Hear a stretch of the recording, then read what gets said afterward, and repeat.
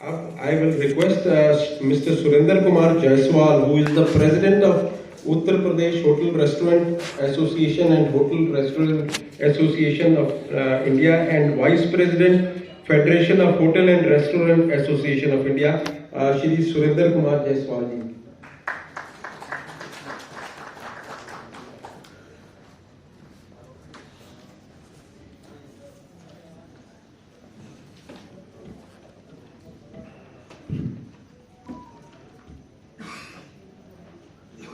आप सब लोगों को अभी जानकारी हुई है कि कल ही मंत्रिमंडल में एक नया टूरिज्म बोर्ड का गठन किया गया है, जिसका नाम इको टूरिज्म डेवलपमेंट बोर्ड किया गया है। ये एक बड़ा ऐतिहासिक कदम है। हम चाहेंगे कि माननीय मंत्री जी कल ही इसका क्रियान्वयन करके आज यहाँ आए हैं। आप सब लोग खड़े होकर तालियों से उनका स्वागत कीजिए please.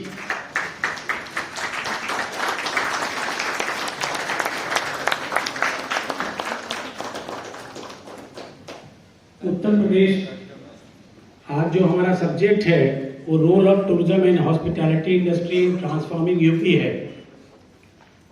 Honourable minister of tourism and culture Shri Jaiveer Singh ji, principal secretary हमारे बीच में नहीं है, बट वो भी बहुत ही एनर्जेटिक हैं।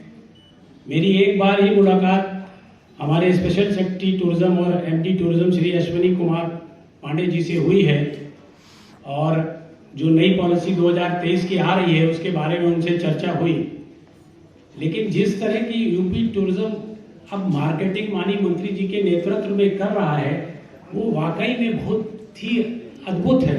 अगर आप फेसबुक देखिए तो सुबह से शाम तक आपको पता चलेगा कि हमारे उत्तर प्रदेश के अंदर जो हम लोग इस ट्रेड में हैं, टूरिज्म ट्रेड में हैं, फिर भी हम लोगों को जानकारियां नहीं थी, वो जानकारियां उपलब्ध कराई जा रही हैं।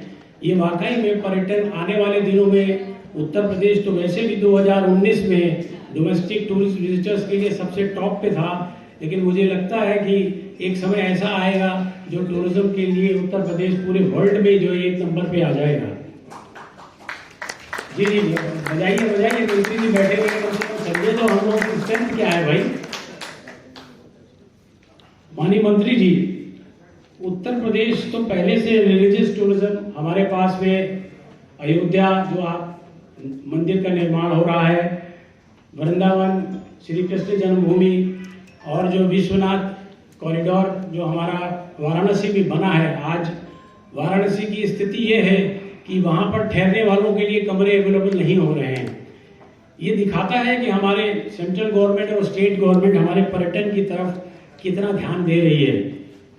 आपकी जानकारी में मैं ला दूं, जहां ये कहा गया है कि स्टेट की इकोनॉमी कैसे बदल सकती है पर्यटन के लिए। पर्यटन इंडस्ट्री ही एक ऐसी इंडस्ट्री है जो 6 टाइम्स ऑटोमोटिव मैन्युफैक्चरिंग इंडस्ट्री से ज्यादा एम्प्लॉयमेंट देती है, 5 times more chemical manufacturing engineering से ज्यादा एम्प्लॉयमेंट देती है, 4 times more than mining industry से ज्यादा एम्प्लॉयमेंट देती है, 2 times more than communication industry से ज्यादा एम्प्लॉयमेंट देती है, 1/3 मोर देन फाइनेंशियल सर्विसेज से ज्यादा एम्प्लॉयमेंट देती है। आज हमारे प्रदेश या पूरे भारतवर्ष में सबसे बड़ी समस्या जो है वो अनएम्प्लॉयमेंट की है, और अगर अनएम्प्लॉयमेंट दूर होता है तो उससे हमारी गरीबी दूर होगी। आप समझ सकते हैं माननीय मंत्री जी कि हमारी इंडस्ट्री जो है वो एम्प्लॉयमेंट जनरेशन में कितना बड़ा रोल प्ले कर रही है। जैसा कि हमारे एक वक्ता ने आपके समक्ष ये बात कही कि हमारी इंडस्ट्री जो है केवल ऐसा नहीं है कि ऊपर टॉप वाले ही लोगों को हम एम्प्लॉयमेंट देते हैं। अगर आप हमारी इंडस्ट्री की तरफ देखेंगे तो सब्जी वाला, राशन वाला, किसान से भी हम अब डायरेक्ट जुड़ रहे हैं, क्योंकि जो हमारे बहुत से होटल्स हैं वो ऑर्गेनिक फूड और ऑर्गेनिक रेस्टोरेंट्स की तरफ जा रहे हैं, जो आज भारतीय लोगों की सबसे बड़ी और विदेशियों को भी पसंद हो गई है। हमारा डायरेक्ट कांटेक्ट जो है वो किसानों से भी जो हो रहा है, जिससे कि आपका रूरल टूरिज्म डेवलपमेंट में बहुत बड़ी मदद मिलेगी। हम दूध वालों से जुड़े हुए हैं। माननीय मंत्री जी, आपकी जानकारी में एक लाएंगे, जब कोरोना बीच में चल रहा था उस समय नेशनल लेवल पे एक कॉन्फ्रेंस हो रही थी जिसपे अधिकांश सेंट्रल के मिनिस्टर्स थे, वहां पर एक जानकारी आई, चूंकि सारे होटल और रेस्टोरेंट पूरे भारतवर्ष के ऑलमोस्ट बंद थे, भारतवर्ष में 1/3 दूध का कंजम्पशन नहीं हो पा रहा था। आप इमेजिन करिए हमारी इंडस्ट्री कितनी स्ट्रांग है एम्प्लॉयमेंट जनरेशन और गरीबों तक पहुंचने के लिए। और उस दूध का जो प्रयोग है वो जो है पाउडर बनाने में मजबूरी के लिए इस्तेमाल किया जा रहा था। यही नहीं, हमारे वेडिंग्स में अगर आप देखें, जब वेडिंग्स होती हैं तो मेकअप, मेहंदी, लाइट्स, बैंड, घोड़े वाला, मतलब अगर हम गिनने बैठेंगे तो 100 ऐसे इनडायरेक्ट जो एम्प्लॉयमेंट है वो हमारी इंडस्ट्री से जो है वो जनरेशन होता है, beside skilled and unskilled labours also जो है। माननीय मंत्री जी, आपकी जानकारी में मैं लाना चाहूंगा कि अगर पोटेंशियल और पावर टूरिज्म का समझना है तो आप मालदीव्स की तरफ देखें। 60% जीडीपी का जो हिस्सा है मालदीव्स का वो टूरिज्म से आता है। उत्तर प्रदेश के पास सब कुछ है। उत्तर प्रदेश के पास में रिलीजियस टूरिज्म है, उत्तर प्रदेश के पास में हमारा हेरिटेज टूरिज्म है, उत्तर प्रदेश के पास में हमारा जो है वो बुद्धिस्ट टूरिज्म है। आपकी इस नई पॉलिसी ने जो आप इको टूरिज्म पे ला रहे हैं, मेरी समझ में आ रहा है कि क्रूज, रूरल और इको टूरिज्म ये एक बहुत बड़ा जो है सेक्टर, ये आपस में जुड़ के उत्तर प्रदेश को भारत का नंबर 1 प्रदेश जो है वो टूरिज्म के सेक्टर में बिल्कुल जरूर बनाएगा। इन चीजों के साथ में माननीय मंत्री जी, आज का जो कॉन्क्लेव है उसका नाम ही है टूरिज्म एंड हॉस्पिटल इंडस्ट्री। हमारी एक छोटी सी आपसे, हालांकि 2023 की पॉलिसी का निर्माण हो रहा है, उस पर आपने कहा भी है, आपने निर्देशन भी दिया है। हम लोगों ने अपने विभिन्न संस्थाओं से जो है वो मांगी है, सुझाव मांगे हैं, वो हम दे रहे हैं। पांडे जी के साथ भी एक मीटिंग डिस्कशन इसके बारे में भी हो चुका है। परंतु माननीय मंत्री जी, अगर 2018 की ओर आपको ले जाएंगे, 2018 में जो पर्यटन नीति घोषित की गई थी, उस पर्यटन नीति में जिसका अनुमान माननीय मुख्यमंत्री जी ने ही किया था, अगर आप उसमें पृष्ठ 42 पर जाएंगे तो उस पर लिखा हुआ है to enhance the interest of private sector and boost the tourism sector at large from the notification of the policy that is in 2018 the state government grant the status of the industry to this tourism sector. ये हमें 2018 में ही industry का status दिया जा चुका था, परंतु आज तक माननीय मंत्री जी अभी इसका इम्प्लीमेंटेशन नहीं हो पाया। हमने जानने की कोशिश की, लेकिन कुछ भ्रांतियां विभाग में हैं, जैसे कि एक ये आया कि साहब इसमें अगर आपको इंडस्ट्री का स्टेटस दे दिया जाएगा तो आपको जीएसटी में कुछ रिडक्शन मिलेगा। ऐसा नहीं है। इंडस्ट्री के स्टेटस ग्रांट होने से हमारा जीएसटी फिक्स है।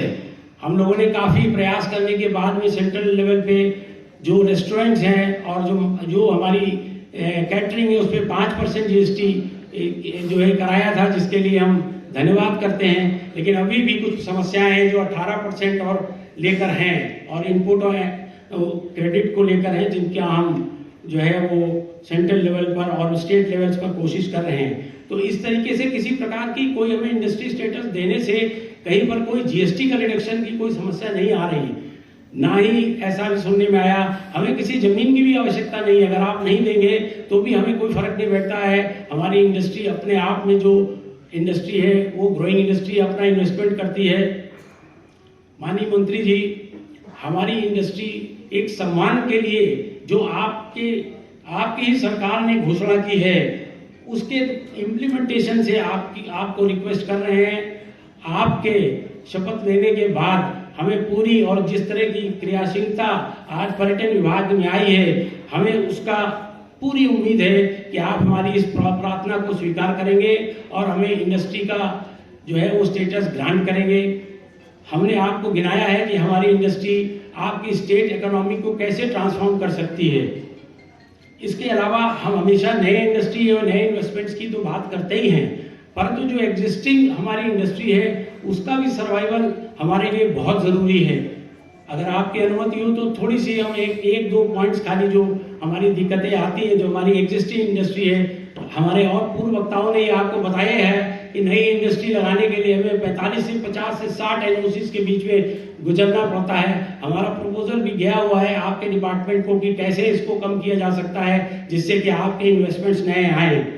परंतु इस समय जो हमारी एग्जिस्टिंग इंडस्ट्री है उसको भी बचाना बहुत जरूरी है। कोविड के बाद ही भारतवर्ष में 50% रेस्टोरेंट्स बंद हो चुके हैं। जो एग्जिस्टिंग इंडस्ट्री है वो अपने आप किसी तरह सर्वाइवल मोड में आ चुकी है।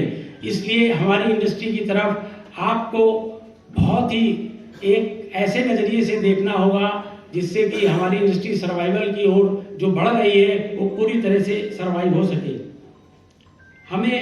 हमने नेशनल लेवल पे भी बात की है, जैसे एफएसएसआई का लाइसेंस है उसके लिए हमने वन टाइम कहा है, वहाँ एग्रीमेंट हो चुका है कि पूरा वन टाइम लाइसेंस जो है वो हम लोगों को प्राप्त किया जाएगा। हर साल का रिन्यूअल का जो झंझट है वो नहीं रहेगा। हमारे कहने के बाद में लगभग 5 साल का कर दिया गया है, लेकिन हम वन टाइम, क्योंकि हमारा बिजनेस परमानेंट बिजनेस है, इसलिए वन टाइम रिन्यूअल का लगभग सहमति बन चुकी है। प्रदेश में भी माननीय मंत्री जी हमें हर लगभग दूसरे तीसरे साल विभिन्न प्रकार के एनओसीओं से गुजरना पड़ता है, जिसके लिए आप समझ सकते हैं अगर एनओसी अगर जिन डिपार्टमेंट्स की भी हमें जरूरत होती है उनसे हमें कितनी दिक्कतें आती हुई।